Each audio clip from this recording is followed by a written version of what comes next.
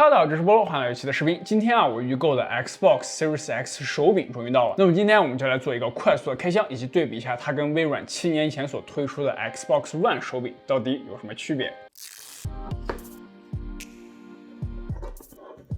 OK， 我们现在左边的呢是 Xbox Series X 手柄，而右边的呢是微软于13年所推出的 Xbox One 手柄。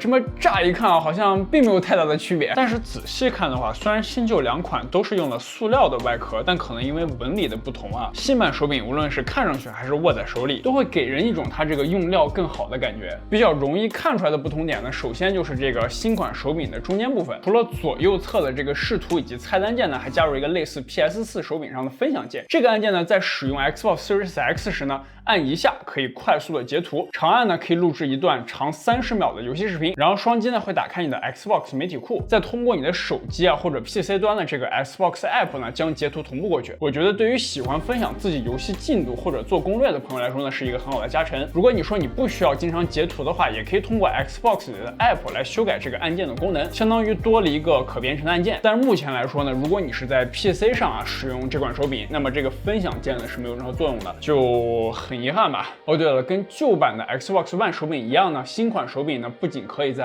Xbox Series X 以及 S 上使用，它同时还可以向下兼容 Xbox One， 以及通过 Xbox 无线适配器或者蓝牙连接 PC、iOS 以及安卓设备。同样的，这个旧款的 One 手柄呢，一样是可以用在 Series X 以及 S 上的。也就是说，如果你家里已经有了一个 Xbox One 手柄了，当你再买一台 Series X 或者 S 时，你有的手柄可以直接用在新主机上，完全不用担心兼容问题，也就不需要再去掏400块钱买一个手柄给2P 了。这点我觉得非常的棒，但是呢，也从侧面印证了，除了手感上的细微差别，这两代手柄是没有什么本质上的改变的，不像 PS5 手柄加入了很多新功能。哦，对了，预告一下，明天我预购的 PS5 就要到了，我也会做一期开箱视频，所以感兴趣的朋友可以点一个订阅。那么回到 Xbox， 从正面看，新版手柄的另一个明显区别呢，就是十字键。跟旧版的4方向不同它用的是一个跟精英手柄类似的这样一个圆盘设计。它的好处呢，就是你可以更加轻松的进行8方向的操作。比如说用旧版手柄呢，当你想操作斜上方的时候，你需要同时按住右以及上，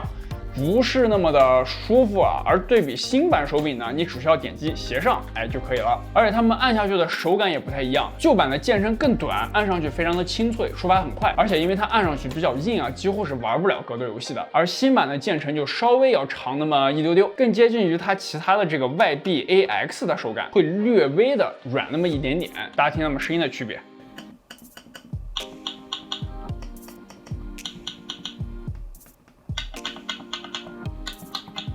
我觉得这是一个很好的改变，不仅提升了十字键的手感还拓展了它的使用场景。除了这两点明显的区别呢，其他的改动就非常的克制了，甚至肉眼看上去基本是相同的。比如新版手柄实际上比旧版手柄短那么一点点，但是说实话，你就让我这样放在一起对比都不是很容易看出来它的区别。然后手柄的上方呢也有一点点的改变，比如旧款手柄的 Xbox 键是镜面的，并且在它的周围有一个这样子的凹陷的设计，而新款的 Xbox 键呢则是黑色的，并且使用一个类似雾面的材质，周围呢也是平面的设计但是当开机以后，两款手柄都是闪白光。除此之外，无论是正面按键的布局还是手感，我都没有觉得有太大的区别。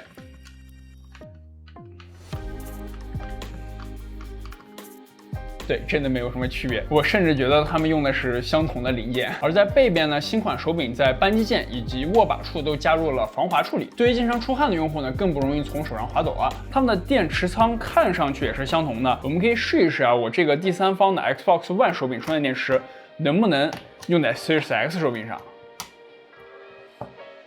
它们实际上还是有一点点区别的。它这个卡槽实际上并不处于同一位置，所以是不兼容的。再有就是这一次的扳机键它在形状上也有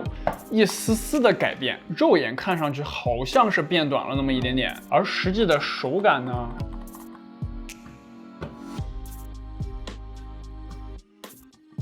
我感觉它的阻力是要稍微大一点点的。你们听它这个声音也不同。